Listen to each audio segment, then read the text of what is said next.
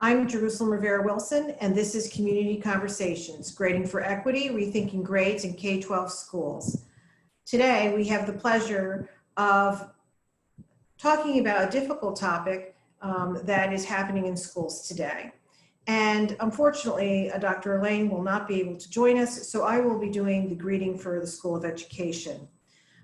Just a reminder that the Remote Education Resource Center has over 1,500 free educational resources. You may access it by visiting remoteed.org. And if you're not following the latest and greatest that is happening at the School of Education, we ask you to follow Atlas at ed.org. And also to make you aware that beginning next week, we are renaming or rebranding Community Conversations. It will, in the future, be called Ed Trends. So you will be receiving emails from the School of Education in reference to our upcoming sessions under the title of Ed Trends. Next week on Community Conversations, we will be discussing sharing educational goals in these challenging times with the New York State Teachers of the Year. Jennifer Wolf, the 2021 New York State Teacher of the Year, and the current Teacher of the Year, Rachel Mura, and Alhassan Suso, the 2019 Teacher of the Year. We hope you can join us. Today, we are going to be talking with Joe Feldman and Tammy Ellis Robinson from the School of Education. I'm going to turn this over to my colleague, Tammy Ellis Robinson, who will do the introductions. Tammy? Hello, everyone. My name is Tammy Ellis Robinson in the Special Education Division at the University at Albany, and I'm excited today to introduce you to Dr. Joe Feldman, who is the author of Grading for Equity. He is really making the rounds around the country with sharing his message of how to present with more equitable practices in grading. He has a text and several articles which you can access through the chat, and we're really excited to hear what you have to share with us today, Joe.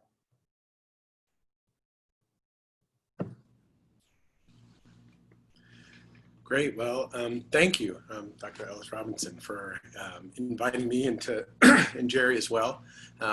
This is really wonderful to get the chance to connect with all of you through this virtual space and share some of what I've learned and researched about how we can leverage an aspect that isn't talked about very much explicitly in pedagogy, but how we can make our grading more equitable for our students. So I'm now going to share my screen, which I guess is the tradition. You say that you're going to share your screen, and then you share your screen. So I will do that now.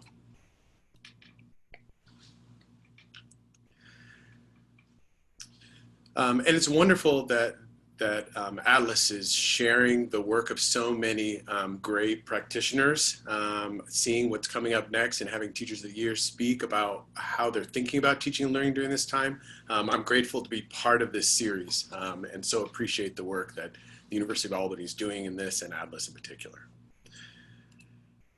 So we're going to try and cover a lot of ground. I'm going to speak for about 35 minutes and then have questions that Dr. Ellis Robinson is going to share from the chat or just of something that is coming up for her as she's listening. But we're going to talk about sort of why grading, why talk about this issue, and what is grading for equity in particular, and an example of what I mean when I talk about that and the framework in which it sits, and what we've seen in schools and districts when they start to use these more equitable grading practices. Very quickly, as was said, I'm a former teacher, and I'm also a former school principal. I taught high school English and American history in Atlanta Public Schools, and I was a assistant principal in New York City, and a principal in DC as well as in Northern California, and I worked in the Department of Education for New York City for a while, as well as was a director of curriculum and instruction in Northern California district. Excuse me. And when I left those in 2013, I wanted to provide support to practitioners in aspects of the work that I felt I hadn't been supported much in. And one topic that kept coming up was grading, and began to research and found that this is actually a thorny topic for lots of teachers and administrators. And the more I explored it, the more I found that it wasn't just an important aspect of pedagogy to talk about, but it actually had implications for equity work. So in 2013, I started Crescendo Education Group, and now we have the fortune of working with lots of schools and districts, as well as independent schools and charter schools, and even universities and colleges, as well as advocacy organizations, because there's so much interest in addressing this under-discussed topic. And people are finding, even in the present moment, there's a greater sense of urgency and need to talk and recognize the flaws in traditional common grading practices and rework them to be more equitable. I want to also share that along that line is that there's a lot of people doing this work. And so I invite folks to be part of that community. There's a couple of QR codes that you can take a picture of, or Twitter hashtags.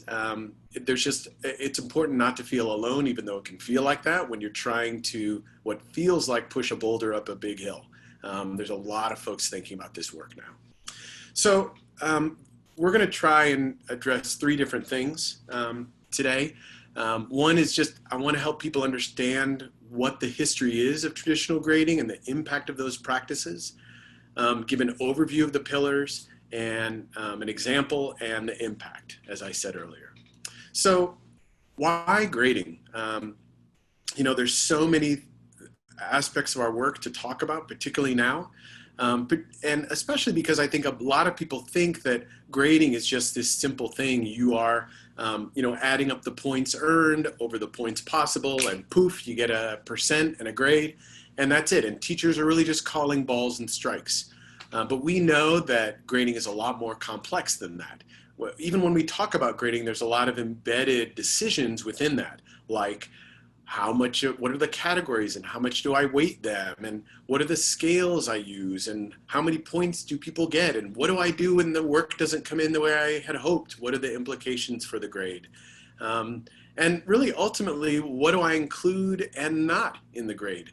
Because, one of the ironies is that even though it's not talked about very much, grading is actually woven into every pedagogical decision that a teacher makes. Anytime they're thinking about a task or an assignment, they have to decide, am I going to grade this or not? And if so, with what weight or consequences? And a second irony is that as hugely important this is to the work that we do and woven into everything that we do in a classroom, the way teachers construct their grading practices come from three sources. Their personal experiences: how was I graded, or how have I been grading?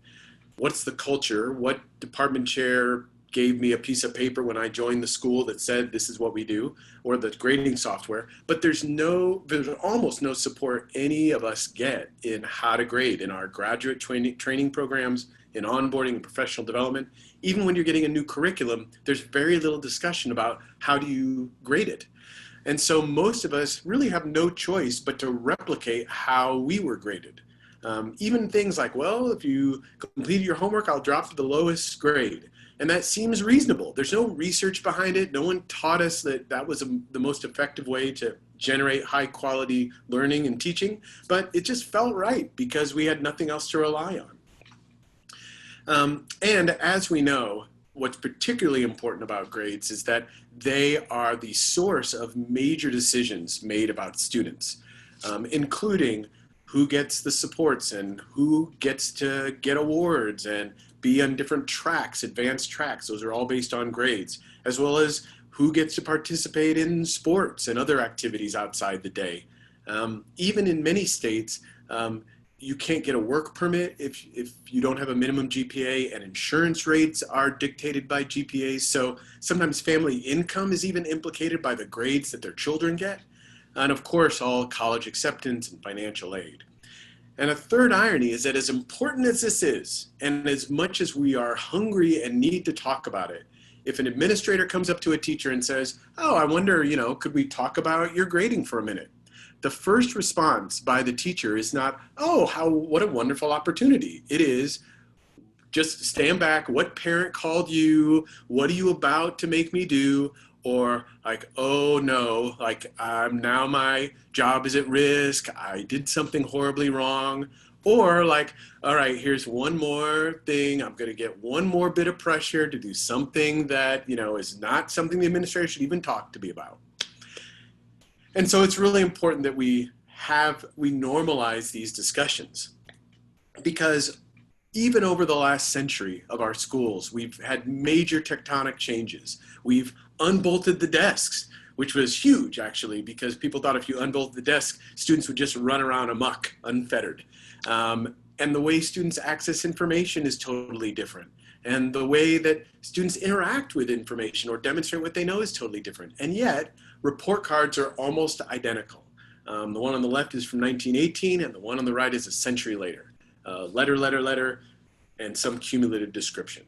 And so because we are so hungry and need to really examine this kind of traditional way of doing things, I'm so glad we're able to have this conversation today.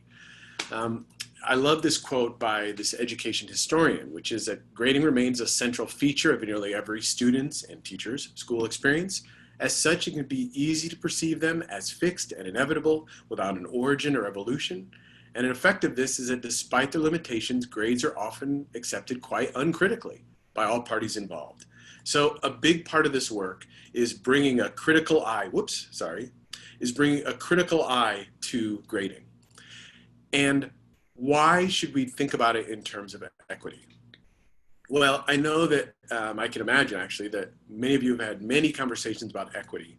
And I fear sometimes that it starts to lose its meaning. And so I come with a particular way of talking about equity, which is that we are working as educators within a legacy of schools that historically have not served groups of students well and have even harmed groups of students. And to be specific, when I say a legacy, it's over multiple generations. And when I say schools, it's really part of the DNA of our history as the United States. And it's interwoven with way we've designed our legal system and our economic system and our political system and our housing. Education is one part of that integrated system.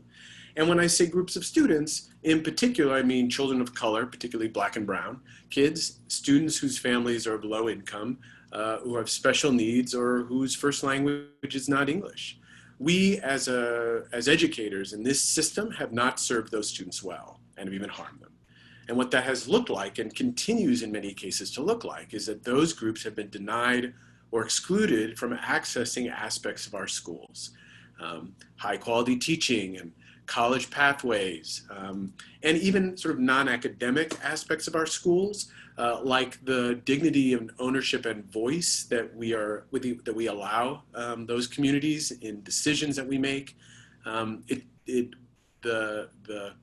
This has gone on for multiple generations. And so the result is that we can predict with a high degree of confidence the outcomes of students based on their characteristics, those characteristics. And none of us, I'm going to assume, went into this work so that we could simply perpetuate the disparities that have been going on for generations. We actually wanted to disrupt those. Here's a quote that I just love, which is, all organizations are perfectly designed to get the results they get.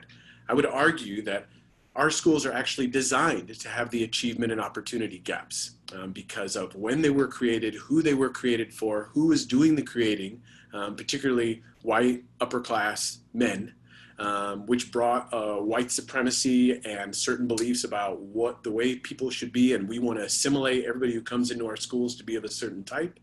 And so we need to actually think about how our grading system, which was integrated into that foundation of our traditional schooling, actually plays a role in perpetuating these gaps without us even realizing it. And I'm going to talk about two ways, and we'll see some examples of that in a minute. But what our traditional grading often does is that it rewards students with privilege and punishes those without. And it actually makes it harder for students who have less privilege from being academically successful. And so we actually have a great opportunity to re-examine and change some of these foundational structures. And we're going to have to if we want different results. As noble and committed to equity as we are in our pedagogy, if we do not change this aspect of the system, then we may simply just be perpetuating the disparities. And I love this quote from Dr. Love out of University of Georgia, who talks about how this is the moment when we can actually save education from continuing to do what it has done for generations. So the framework that I bring to this is where there are three pillars of equitable grading. The first is that grades are accurate. They accurately reflect a student's academic performance. They're bias resistant, so they push back and counteract institutional biases and prevent implicit biases from infecting the grade. And that grades are motivational, that they build students' intrinsic motivation and sense of efficacy. So there is a whole lot built into all of this, and this is not the time to go through all of these in deep comprehensiveness. But I want to talk about one particular practice, and I want to run them through each of these pillars to give you just the initial idea of kind of what this means. So let's take an example. So just one step back. So when I talk with teachers, I think that a number of us feel like because we're putting numbers into a software that does a calculation that seems independent of us, we are able to defend our grades by saying, well, that's how it just came out. That's what the numbers say. Or calculations are objective, that somehow if I quantify things and I put them into the software, I am now, the grade is now cleansed of any stain of biases because numbers somehow do that. And I want us to really not let ourselves off the hook like that. That if our software is doing things, we are responsible for the calculations our software makes. It's not as if we say, well, the grade is how the software did it. Instead, if the software does it that way, we are essentially affirmatively endorsing the way that it does it. And so the example I'm going to share is one that pushes back against a default setting of many grading software programs and almost comes a reflexive way that we think about grading. So a common policy is that we average a student's performance over time. So let's see what this looks like. So let's say I'm a 9th grade English teacher and I'm teaching a persuasive essay unit. And we have 5 essays over the course of the unit, and one student, Maria, does consistently pretty well, and Ellis, another student, his grades improve over time. All right, so let's just show this graphically, right? It looks like this and this, and what we traditionally do is that we average the student's performance. And so Maria gets something like an A, and Ellis maybe is something like a C+. So the first bizarre thing about this method is that if you look at the scores, Ellis actually never wrote a C+ quality essay, right? We are inventing a new description to describe his performance, a description that never actually described a quality of essay writing that he had. So that right away, we should say something seems bizarre about trying to average performance over time. So it makes us question the accuracy, because if Ellis actually has learned to write a high quality essay at the same level of Maria, if he gets a C+, it's ignoring the top half of his growth, right? It's inaccurately describing his level of essay writing. If I sat Maria and Ellis down and had them write an essay, they both are writing A quality essays, but because I'm averaging, I'm actually giving false information about his level of competence in writing an essay. So the more accurate way to do that is to give him an A, which is how his quality of essay writing. And so instead we want to include the more recent performance in the grade and not include the earlier performance. So that's running it through the accuracy pillar. I just want the grade to accurately describe what Ellis knows, and his level of essay knowledge is at an A level. But I want to go through the other 2 pillars. And even though bias resistance has both an institutional and an implicit aspect, I want to talk about just the institutional aspect. So, because many people have talked about implicit biases, I think, and I want to talk about institutional. So institutional biases are when the procedures and practices of an institution operate in ways in where certain groups are advantaged and certain groups are disadvantaged. So in contrast to the implicit bias, which is me individually doing things, institutional bias is where the system or structure is biased. And this is really helpful to me, this quote, is that racism is a structure, not an event, right? Racism is built into structures and systems that then play out in certain ways. So we want to counteract institutional biases in our grading, which means that we don't want to have practices that reward students with privilege and punish those without.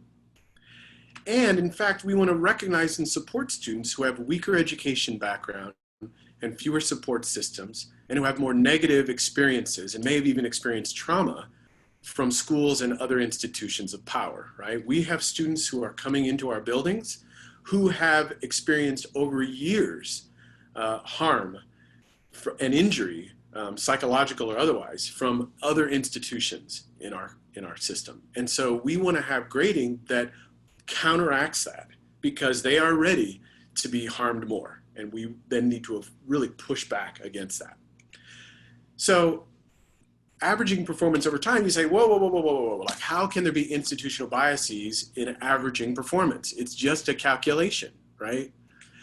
So to help us, let's look back at this chart and let's actually back up the timeline.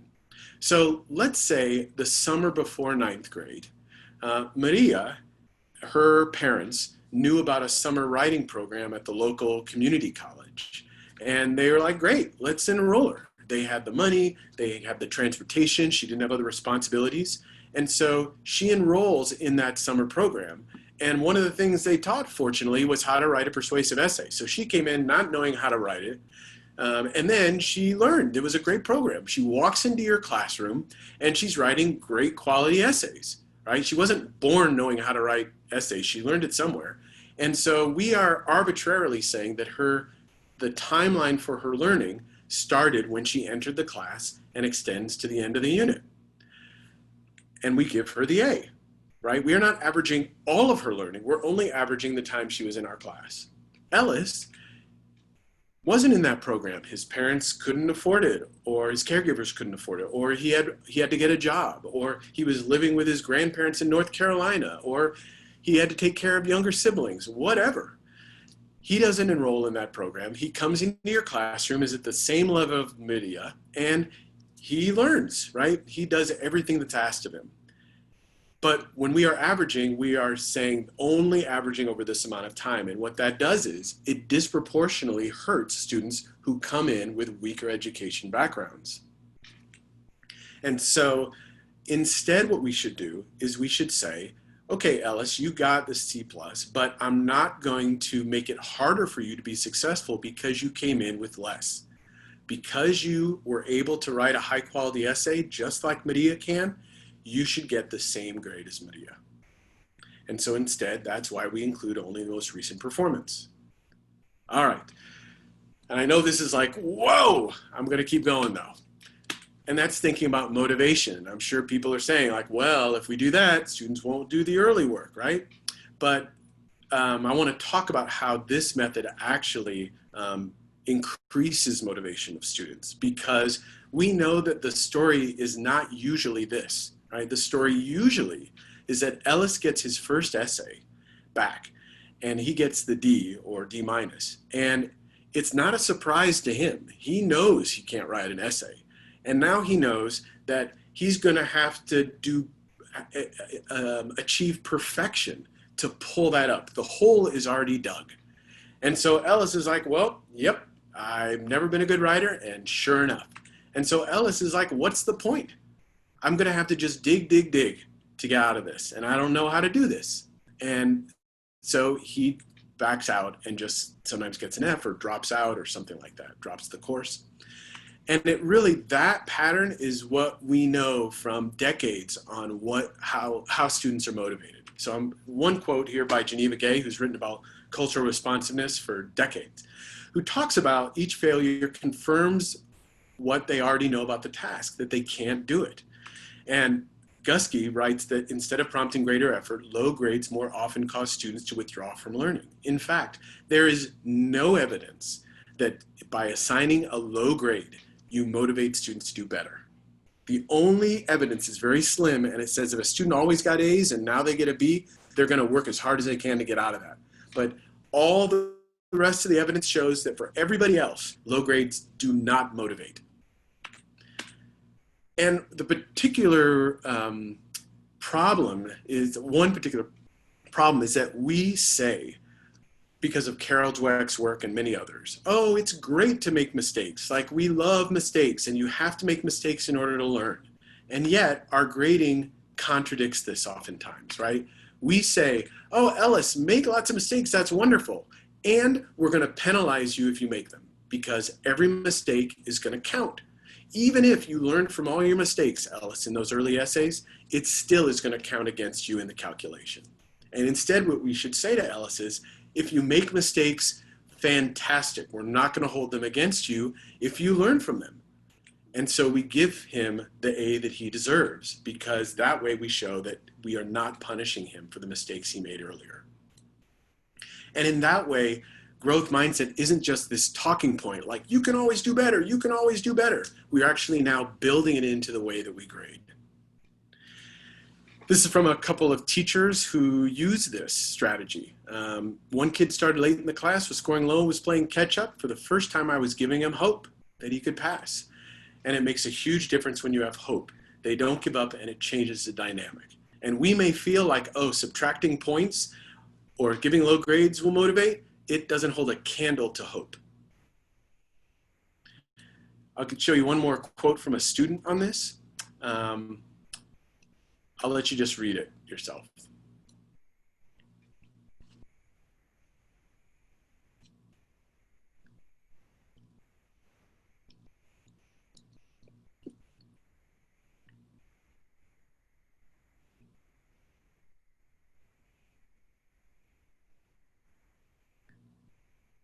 And when teachers use this practice, they say it's wonderfully freeing for both the teacher and the student, because no longer is speed one of the criteria for grading. And students talk about how this decreases stress in the classroom. If you make a mistake, if you do badly in the first part of the unit, it's okay, because you can do better later. So those are the three pillars, and this was just one example, and there are many others. And just to quickly give an overview of what those are.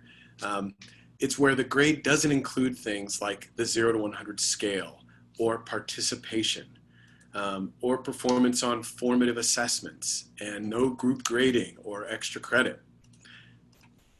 Excuse me, but it does include things like having explicit learning outcomes and a student's performance against those outcomes, using rubrics to describe them and standard scales or proficiency scales, having redos and retakes and redemption, using a 0 to 4 scale, and really thinking about all the ways that formative feedback can be useful for learning.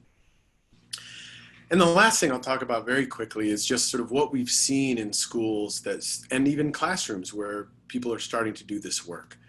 So it is very hard to do this work. That's the bottom line, because we're pushing back against so many things, our own beliefs and experiences, and how our students have experienced things, and how our students' families have been experiencing things.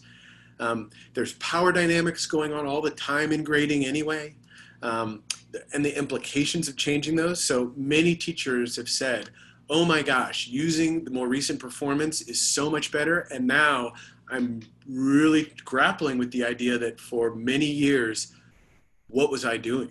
And what students were being hurt inadvertently? And that's very hard to come to terms with, but very normal. And as I said, multiple constituents to engage in this, and even the grading software. How do you get the software not to do these things? And how do you make it really fit with a more equity-based grading system than one that it has built into the system? And so a common solution, unfortunately, that I see is that an administrator will head to one of these conversations or read the book and then say, perfect, I'm going to create a new policy. So tomorrow, everybody, no averaging. And as you can imagine, people just go nuts. Teachers just go nuts because the principal or the administrator has not honored the teacher learning process. And so teachers just push back, or they just say sure, and they close their doors, or it doesn't get implemented in all the same ways, or there's just confusion about it, right? And just a lot of problems. And it's a very ineffective way, although tantalizing, ineffective way to make change. And so what we've seen is a much more productive way, and one that honors teachers' professionalism, is to build up the third leg here, this education and research arm, by having opportunities for teachers to try improved practices and having administrators provide a tailwind and a backstop and support and structures that protect teachers' time and recognize their additional work around this to give them the space and protection if parents call up with questions so that it's really the teachers driving the work. And what we see when it's this process is that some amazing things happen. The first is that, and first we'll talk about students, is that we see that there's reduced grade inflation. So instead of getting all the points for bringing their book cover and getting the syllabus signed and all the sort of non-academic things, grades come down because it's no longer getting points for all those things. And there's reduced grade deflation. So students that were punished for those things or from using averaging or things like that, it stops. And what we actually see is a reduction in disparities, that the students who are most often rewarded by traditional grading are white students and upper class students, income students, English, native English speakers, gen ed students.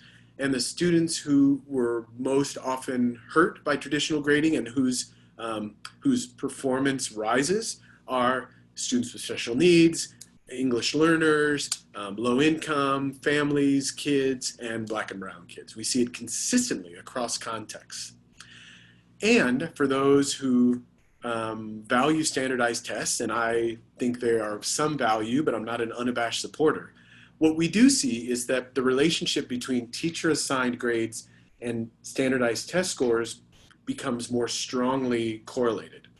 And again, even though I don't love standardized tests, I would rather the test be more closely correlated to teacher-assigned grades than farther away.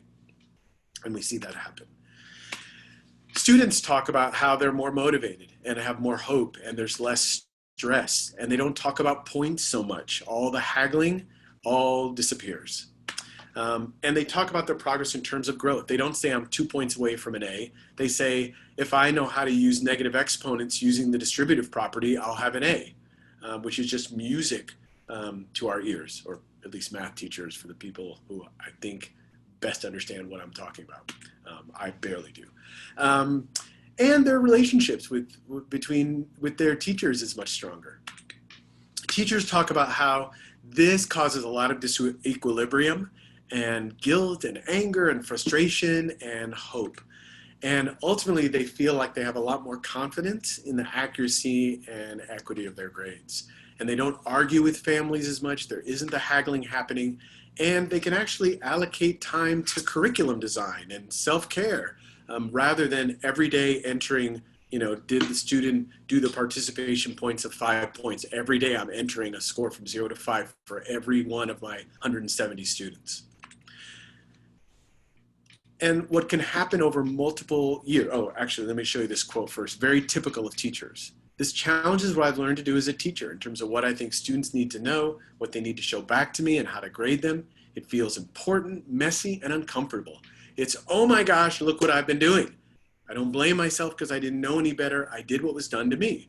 But now I'm in a place that I feel really strongly that I can't do that anymore. I can't use grading as a way to discipline kids. I look at what I've been doing and I have to do things differently. And another teacher said, once you see what the traditional system does, you can't unsee it. So sorry. And finally, when teachers do this work in schools over multiple years, they start to get more agreement and coherence and consistency across classrooms and disciplines and grade levels.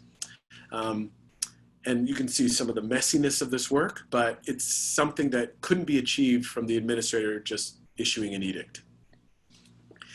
And that's it. As was said, I was fortunate to have a book published a couple of years ago that talks about a lot of this in much, much, much greater detail, because this is a lot of work to think about all of these things.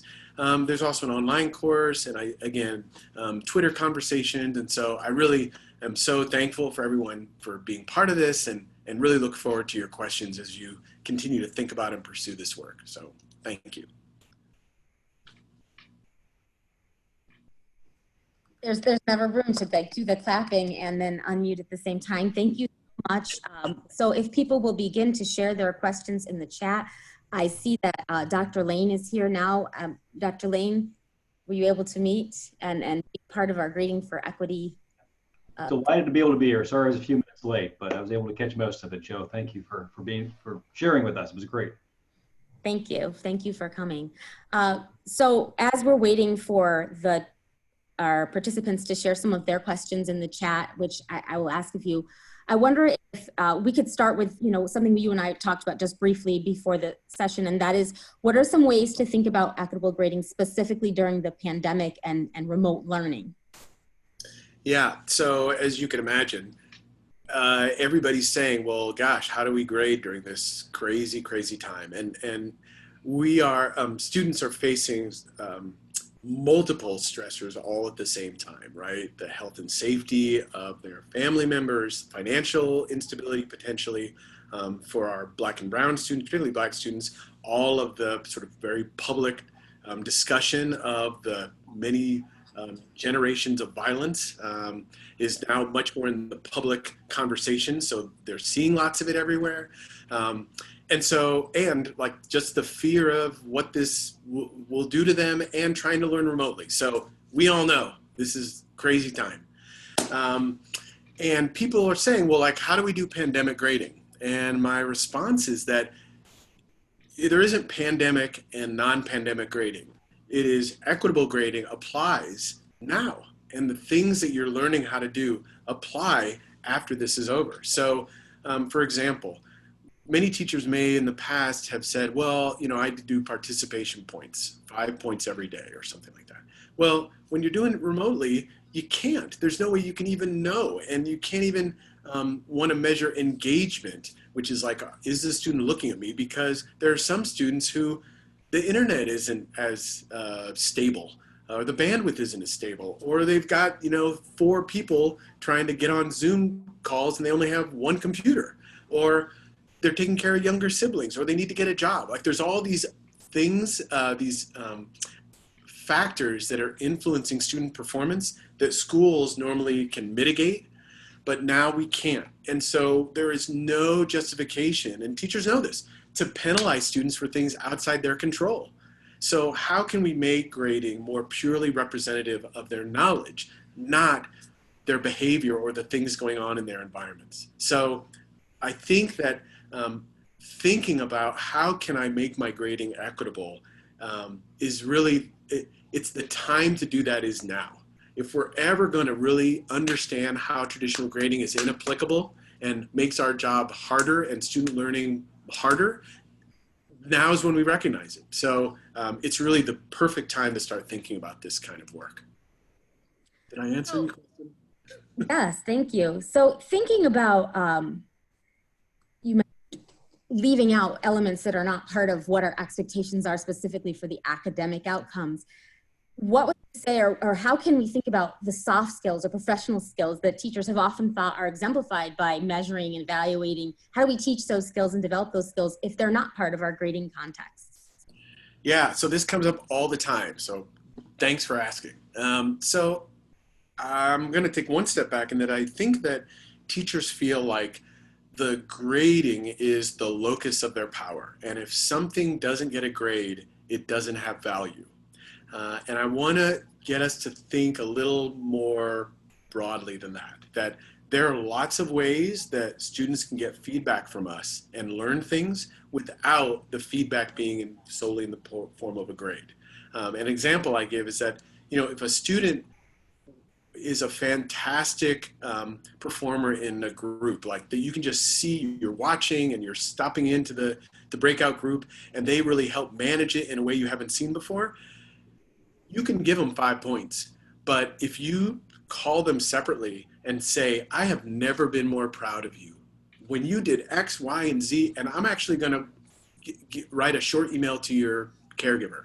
Like, that is much more motivating, much more powerful. And I think we as teachers don't remember the kind of power we have in the relationships that we have with our students. The second thing I'll say to respond to that is that what we want students to do is to understand the relationship between the soft skills and their performance. So time management is a perfect example. So we could say, all right, student, I want you to write down for me exactly how much time you spend, and you have to turn that in and set your clock and all this kind of stuff, and I'm going to grade whether you manage your time well. Or we could, at the end of a process, look and see what the quality is, and then have them reflect on how they manage their time and help them understand the relationship between how they use their time and the quality of their performance. Because when they go off into college or the professional world, nobody is giving them points or dollars for coming to a meeting exactly on time or managing their time. They just want to know, are they able to perform the task that they've been asked to perform? And so I think we can help them start to do that and be less dependent on the points if we start taking soft skills out of the grade calculation. I heard in there you talked about those relationships in the classroom with teachers, and I think that's a powerful message, that relationship is this two-way street, not this judgmental street that grades sometimes feel like. I'm going to share a question from the chat here. Can Lisa Kissinger asks about the Master Transcript Consortium, and if you could talk more about that organization and your thoughts on the progress of the movement and impact on K-12 schools. Wow. All right. Great question. Lisa, is that right? Yeah. So the Mastery Transcript Consortium, I may not get this exactly right. But it is a group of schools and districts that are trying to reimagine the high school transcript, finding that to give a letter grade for a series of courses does not capture the full set of skills and knowledge that they think students need to be aware of and that colleges need to be aware of. And so it's thinking much more expansively about, like, what are the 21st century knowledge and skills that students need to have, and how do we report that in a way that's not just the Carnegie unit kind of thing.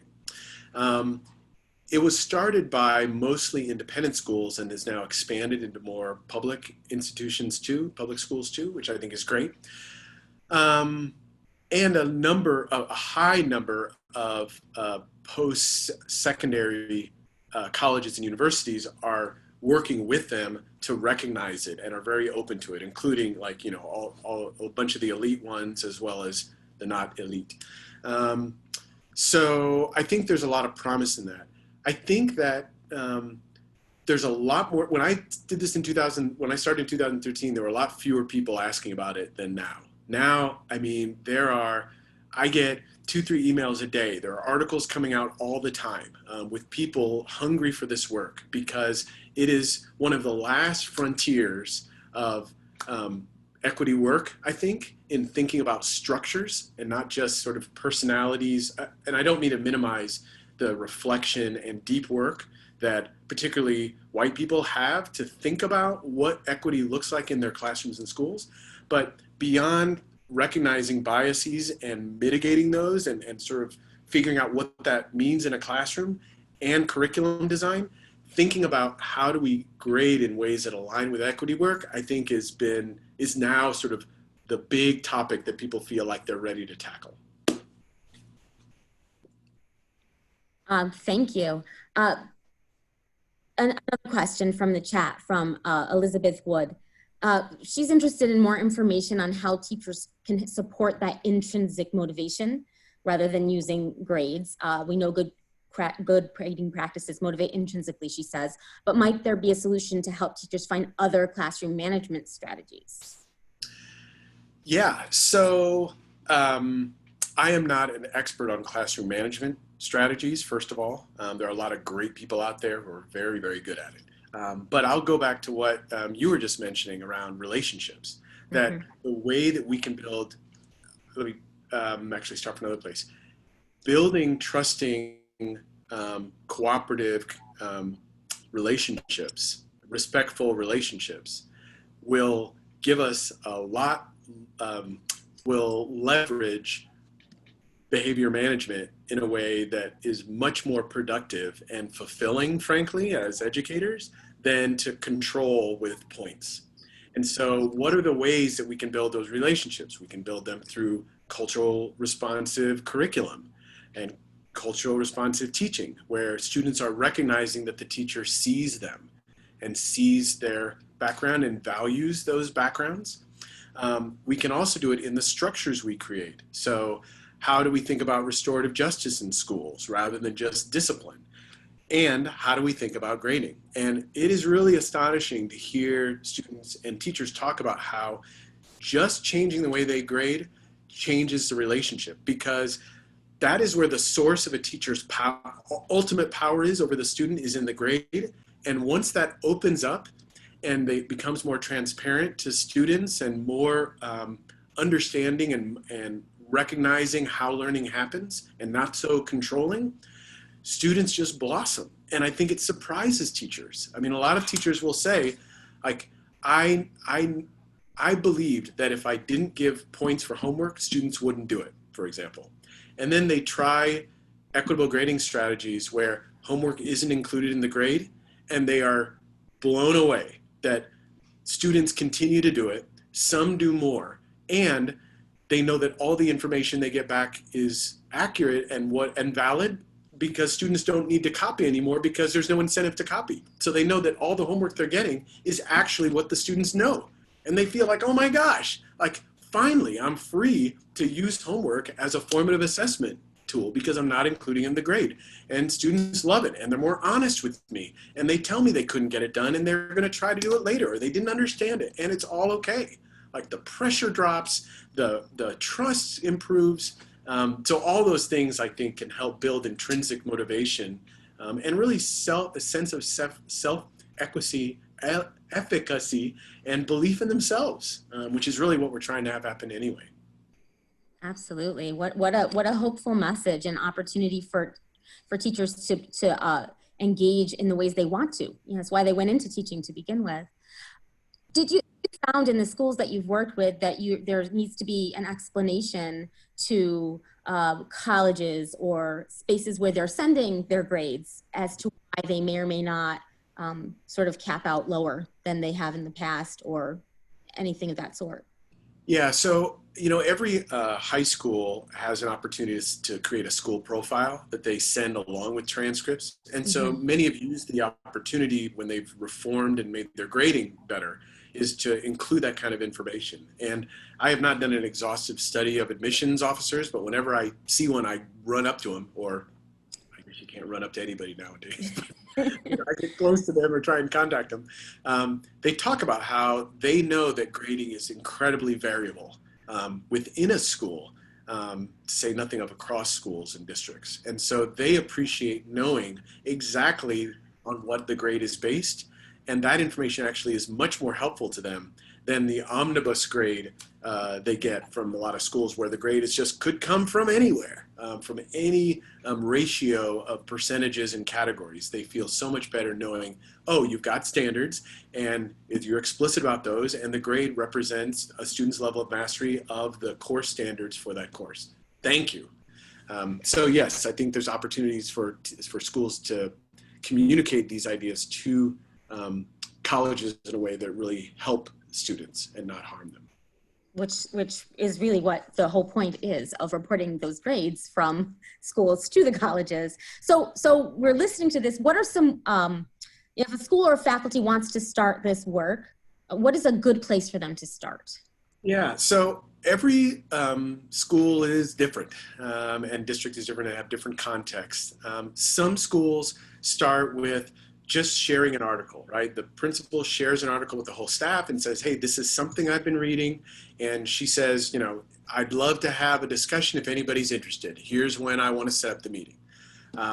Others take a more kind of proactive, structured way where they say, hey, we're going to start a book study. and I'm going to have, 15 people. It's going to be every department chair and one buddy from every department. And we're all going to get either my book or somebody else's who's writing about grading, and we're going to start there and just start to have the conversation and imagine what comes next. Other folks, there's online courses, there's all kinds of sort of small ways that people in isolated places or in isolated or in sort of separate, distinct groups can do it within a school or institution. And once you get a little momentum, because when people start to explore this work and it starts to normalize the vocabulary of talking about grading, more and more people want to be part of that. And so you can build some momentum and some people who can testify to the value of this work, and you can spread it more gradually through the school. And we have some schools who we partner with where it's 2 days of professional development that kicks off, and then there's cycles of action research that we do around the practices, and we collect evidence over time and send this out in a more formalized way and present to other people in the district what the findings are around this pilot group. So there's just a whole lot of ways to slice it. But I think the most important thing is to start doing the work and move it from theory and arguing about what motivates kids or what doesn't to actually trying the practices in classrooms. Wow. So we have another question here in the chat aligned with that, and that is, she says, this is from Sarah, rethinking grading can be a big ship to turn around for a district, but even for a single teacher. And so she asked about successful first steps, and now what about first steps with parents? Yeah, so what we have found is that when this information is explained to teachers and students, that they are really amenable to it. I mean, what parent would not want the teacher to say, if you make mistakes while you're learning, I'm not going to punish you for making them? Like, these are just what parents want to hear. And as long as it's explained, it actually becomes a lot more transparent and less opaque than it currently is. Because right now, there's an incredibly complex calculation that's going on in the way that grades are derived. So much so that if I said to a teacher, you can't use your grade book to calculate grades, you have to do it by hand, like, it would be impossible to do it. And anytime you're deriving a grade that is impossible for a human being to calculate, then, and you're making it more transparent than that, it's a good thing. So parents love it. The only parents that start to get nervous are if the kids have been high performing, that you feels like you're changing the rules in the middle of the game. And a response to that is that I have total confidence that your student is going to do just as well. Like, we're not making it so a rule is different that's going to trip them up. This is actually going to be a more accurate descriptor of their level of mastery of the content.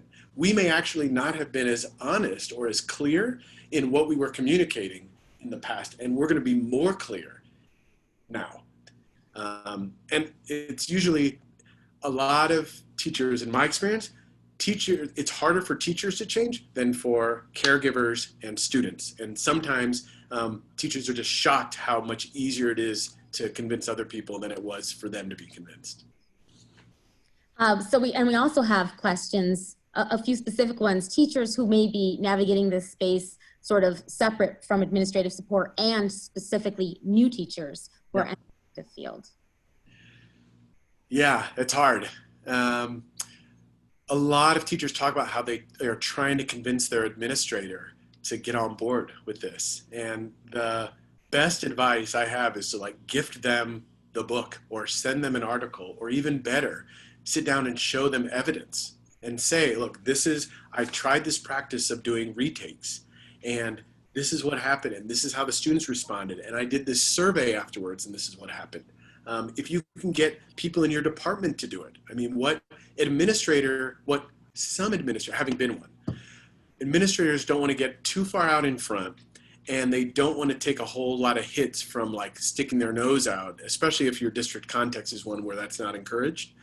So they want to know that this is actually a good thing, and that they can get behind you and not get hurt by getting behind you. And so if you can sort of build the confidence of them that this is actually effective and working, and what it's done for students, administrators are very persuaded by student voice, I think you can start to get some momentum in that.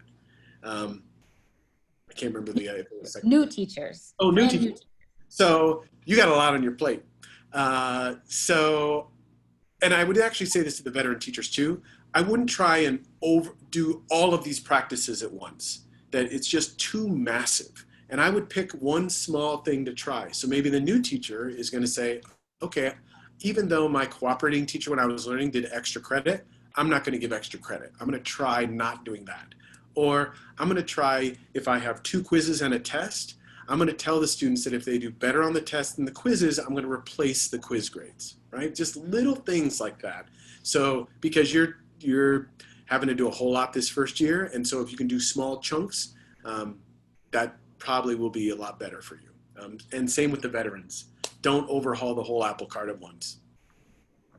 Have you found in your work that teachers are explaining explicitly the theory behind these changes to students? Yeah, thank you for asking that. Some teachers feel like they don't want to tell the students because they're just afraid what will happen. But I encourage them to be straight with students because it's their grades anyway. So, and when they have these conversations, it's it's really cool because they're pulling back the curtain on as I said, one of the most powerful aspects of their work. And students are really like, wow, you are now like opening up this conversation about something that I just am the either victim or benefit of. I've never had this kind of conversation with a teacher around this aspect of their power. And sometimes students aren't convinced and they're skeptical, particularly high performing ones are like, this will never work. But it's really just amazing to sort of be collaborative in the discussion. And that is a great relationship building strategy as well. Because you're inviting them into a conversation that nobody's ever invited them into. Oh, and empowering students is such an important part of our work. I have a couple more questions here in the chat. One is, how have you partnered with colleges and universities in this work? So usually it is where faculty want to make their grading more equitable. I mean, when I showed the 3 legs of the stool, at least in K-12, if you've gone through a credential program or alternate certification, you've gotten some training in pedagogy. In post-secondary, they get none. So they even are hungrier for this because they know that they're just winging it around grading. So they've been very excited, and when they get excited, their administration gets excited. And so when their administration gets excited, they start sharing this with other aspects of the college and university. So it's been very exciting to watch them go through this process too and find the value as well. And I imagine if we do it all the way through P20, then the equity will extend on into entering the field and maybe evaluations that happen in the future. I have one question here in the chat from Sharon Swain. We use standards-based grading in our P-TECH program. It has offered a level of transparency and self-assessment for students and parents that has really helped to transfer the ownership for learning. Districts have pushed back, wanting numeric equivalencies for transcripts and class ranking. Do you have thoughts on how to respond? I think there are some folks who would say like grading under any circumstances is bad, and I'm not quite at that point. I think that it's okay to find ways to describe student performance in a numerical way, but I think that what we have to do is do it in an accurate and bias-resistant and motivational way. So we could say the grade is based on these things that are standards-based, and many schools do that. They translate a standards-based report card into a final summative descriptor because they just feel like there's enough places that still need that, or they send them both and say, look, we're going to send you the standards-based version and we're going to have a summative letter at the bottom and you take with it what you will. Or they send the standards-based and they say, however you want to calculate it and translate it into a number, we'll discuss, but we're not going to do the work for you. But you can, if you want, make it that. Around class rankings, I mean, that is quickly going out of style. I think people see it for what it is, which is adding competition to learning, which is anathema to learning. So I think there's plenty of evidence that I would, if I were you, share with them that shows that competition actually undermines effective learning and is of no value So I would push harder on that one, but that's just a couple of thoughts on that. Action. You're inviting action there. Thank you so much for today sharing with us these 3 pillars so we can really begin thinking about how we're going to adjust our practices and have our grading be more accurate, remove the bias and motivational. And I'd like to turn it over now to Dr. Lane for final comments. Thank you so much. It's been such a pleasure.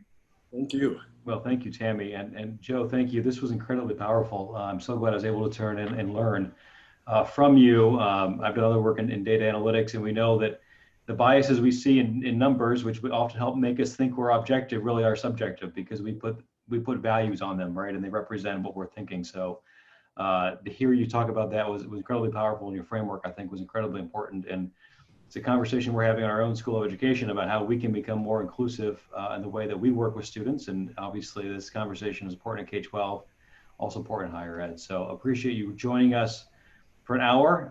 It was an incredibly worthwhile hour to spend. I already went on Amazon and bought the book. I look forward to reading it. Would encourage others to do the same. So thank you all for being here, and I wish you all the very best the rest of the evening. So take care. Thank you. Thank you, Joe.